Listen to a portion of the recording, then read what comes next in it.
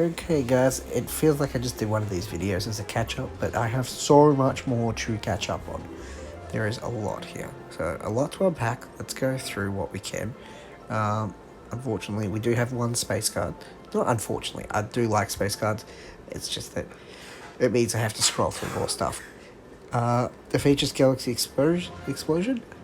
I definitely said that wrong, especially the explosion part. But this card is fantastic. When you draw it, you get 3 energy. This is just a better Casio, and that's pre-nerf Casio.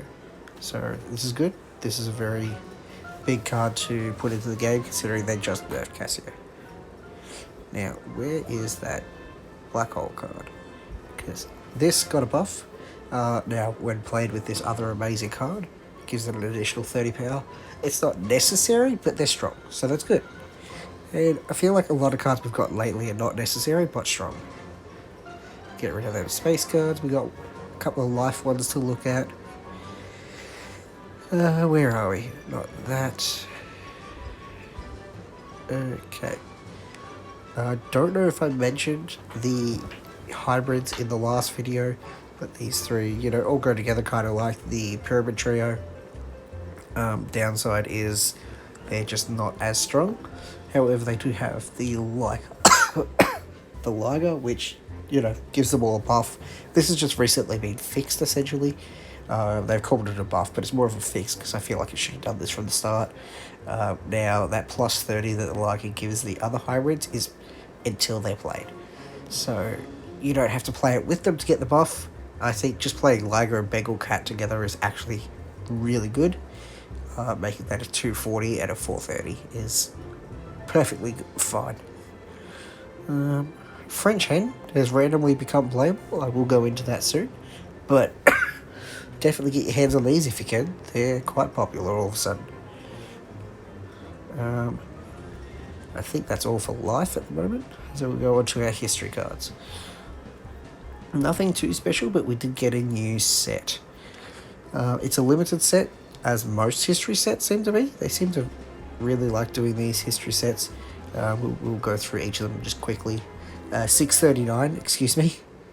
Oh, no, that's not so bad. I just thought that should be higher. But it's not really playable. Giving King Tide 40 power. What is King Tide? It's a space card, isn't it? I think we'll come back to that. I don't know if that makes King Tide good or not. Actually, we'll just keybody it. This is great for this. Space. It's a force of the universe. King Tide. King Tide's only a 6.4 normally. What do we got? 32, 24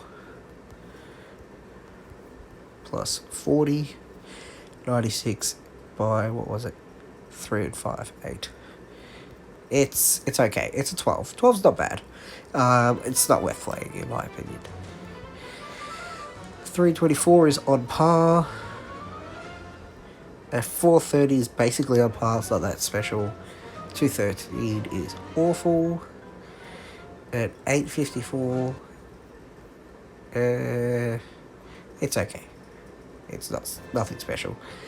This is the big one of the set. Superstructures aren't getting a lot of play, but that plus 20 is massive, even when played with something just small. Let's have a quick look at our superstructures, because I haven't really had a lot of experience with them, just because they haven't been all that strong. Is there anything cheap here? Because that's the thing, when you get these cards, you want the cheapest one that gives good power. Burge seems like a good one. Yeah, play with the Burge combo, honestly. Burge Alaram and Burj Khalifa, both fantastic value. Is that really a 218? This is playable with those. If you do play those, then yeah, this can see play. On to our new Omnivores.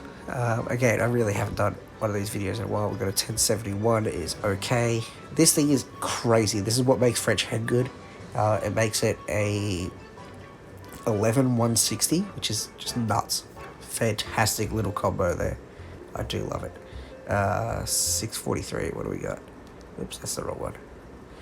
It's almost there, but these commons without effects need to have insane power to cost ratio, like Cheetah, otherwise they're just not worth it. This is pretty cool. It goes well with Grizzly.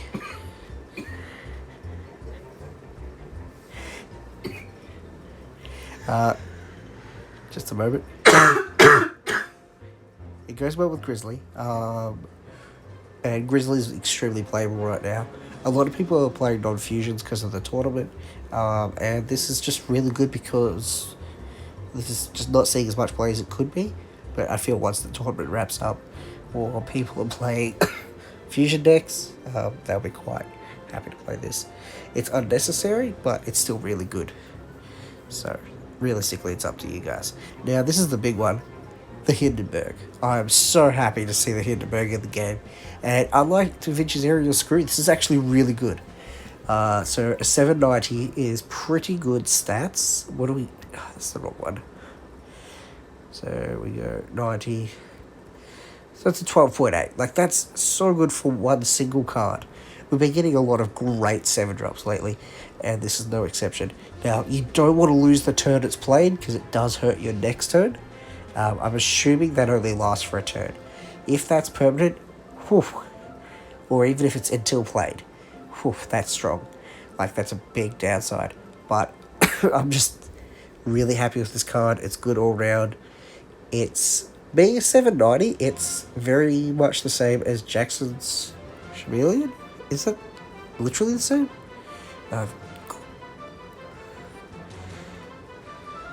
It really is. So it's just that, but you've got to win the turn instead of you've got to be losing already. So yeah, it's not too bad.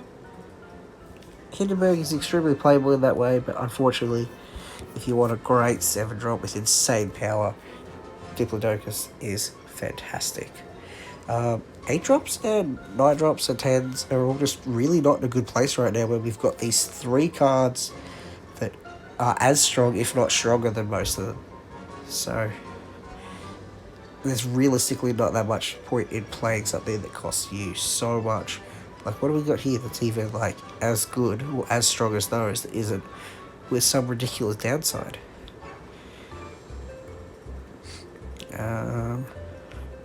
Nothing. None of this is as strong, except for, you know, Bald Eagle and now French Hen. Everything else is just severely underpowered compared to those 3 cards. Unfortunately, it looks like they're just eliminating these high-cost cards from playability. But, oh, and, you know, this thing. You can't forget this. This is still the strongest card in the game. Like, this thing is nuts. For an individual card, that's crazy. But, yeah, so that's what we've got new this time. Hindenburg is fantastic. Unfortunately, I'm saving up for a fusion. I have enough gems for a fusion, so I won't be buying this, but I will definitely be trying to trade for it. Who wants a fusion for a Hindenburg? Because that's the offer.